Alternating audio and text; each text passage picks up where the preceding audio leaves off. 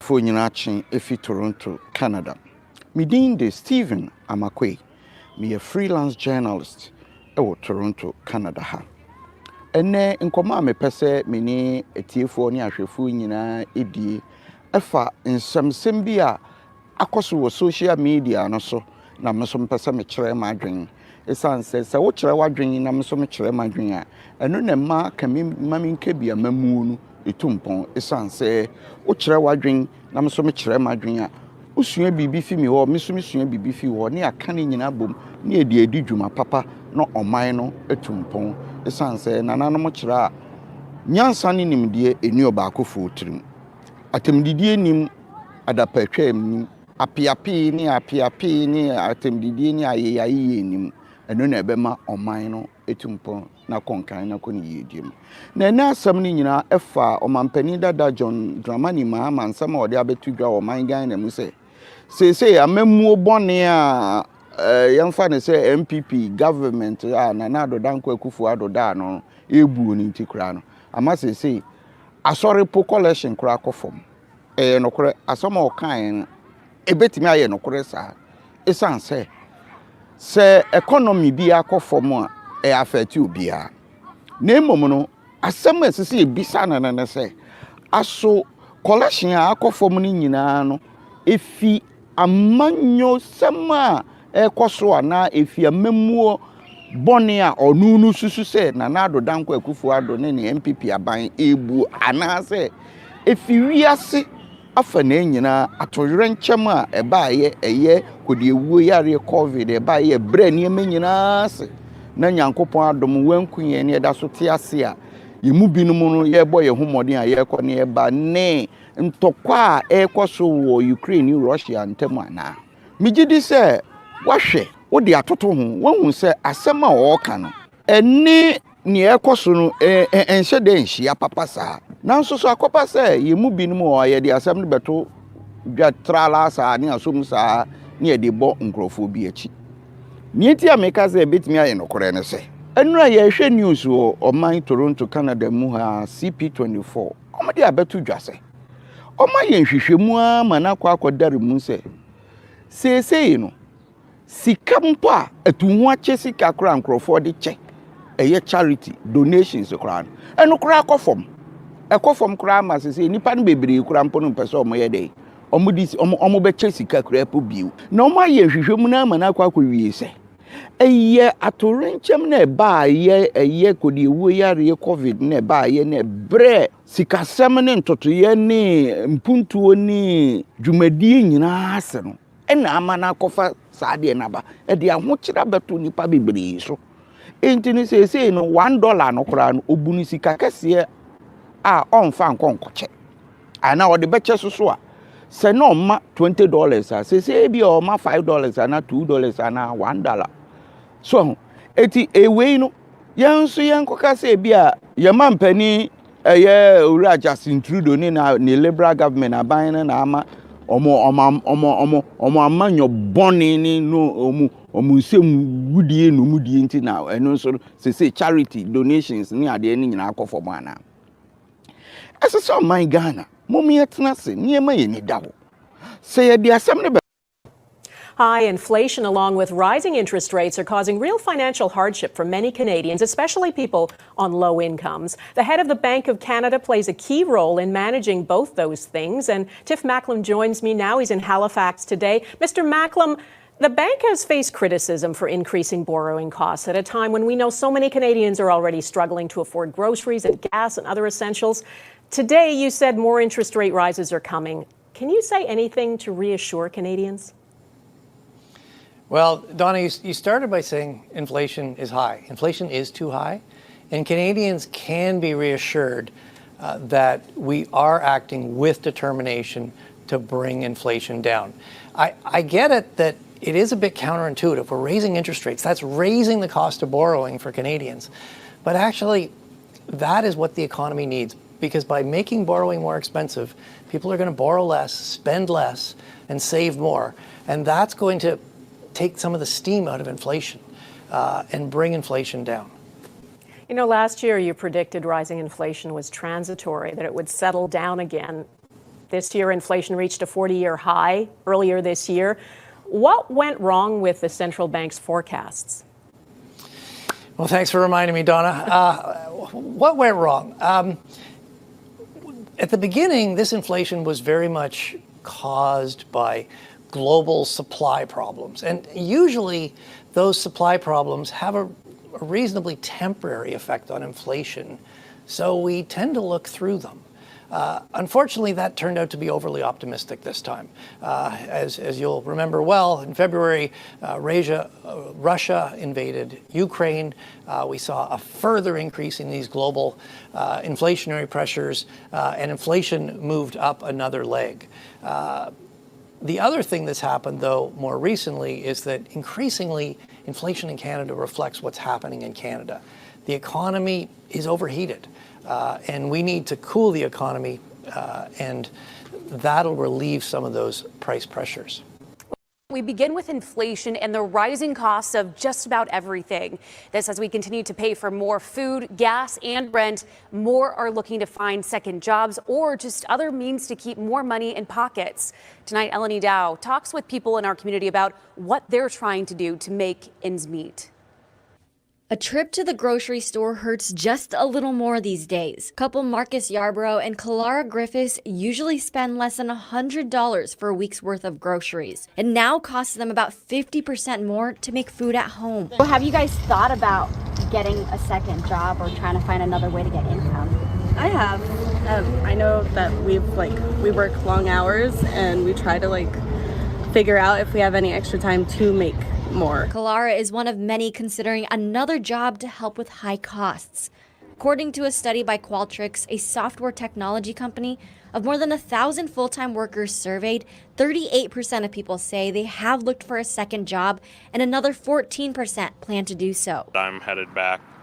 Wisconsin and that just because things are kind of cheaper out that way and that, but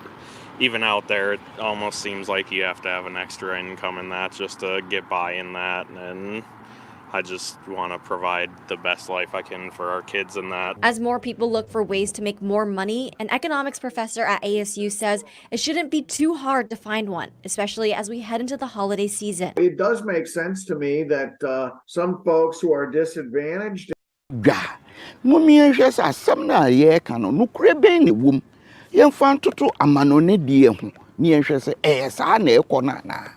Na sa na ekoso kura yen kire ya adwen wo kwan bi so say yesusu say sadie we ye e be yi sadie we ye e gi me nka say bi a na ado danko akufu ado no ho so fini keka ye bi e ni no 100% say Yesu Kristo onu amu so onye 100% say Yesu Kristo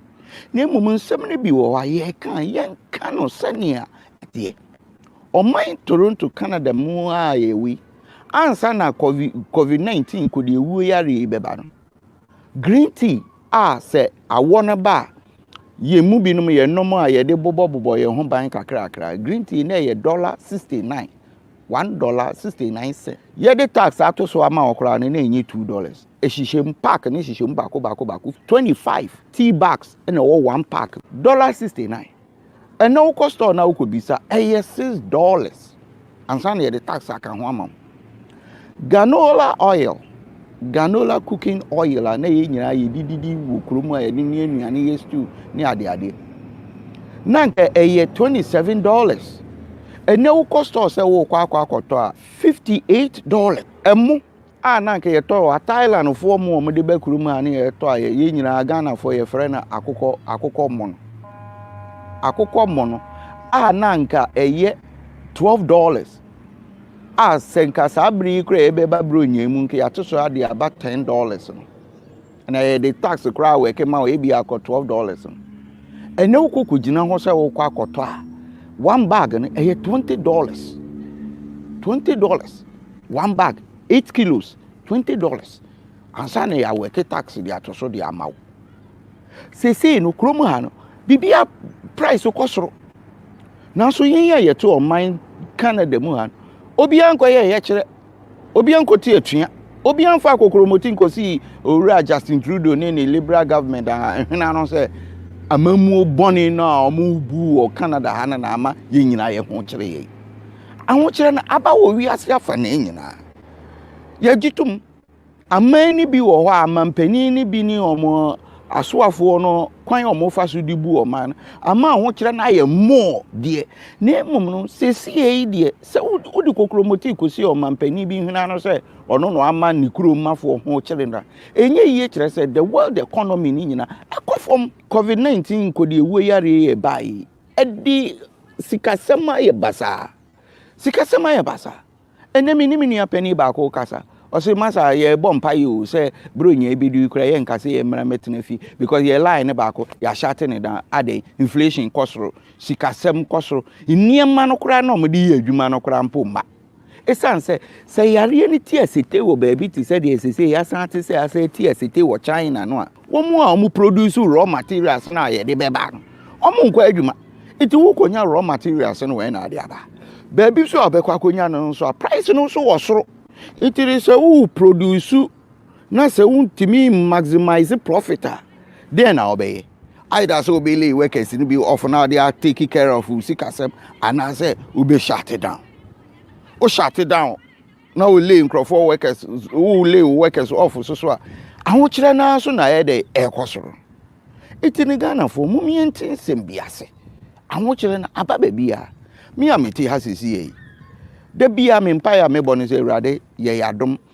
ntokwe ye ekoso Russia ni Ukraine fo ma asumdwe mra na niema nkoyi kodi ewuo covid-19 yade ye nya no aduro kra e chese betu ase kra na fe niema asan de apagya enyuma bebre egugu kuruma ha na ne sese Ghana fo no binum so te ase ne se emre biara atorenche bi besi wa brochira manoni bi ana besi wo wiase afa na nyina mpepi ye Ghana ye so ye de enkan covid-19 ba ye so Ghana de ye de ye hoson esi amanoni nkuro yi mu no e create recession 2020 mi ba Ghana mi ba 2021 January nka me san afa me ba ga san afi o man ni mu bio yedi curfew to o man ni mu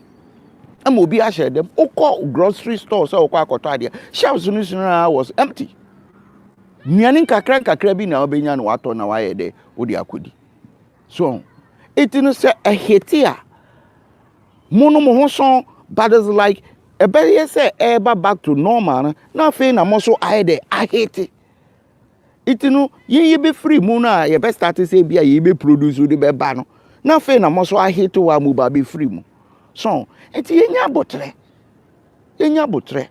etiato ni oye kire ni popa tuo ni na sefo no emfa solution bi ama ne mom ye moye homode omampani akasa yenye fu dwuma yenye nku adwuma yen produce nuane no se ne be ya se ba se san mani musu bi okura ne de yebedie de ni ewo medamase nyame nhiro bibia biomidin de Steven Amakwe nkasa fi Toronto bye bye.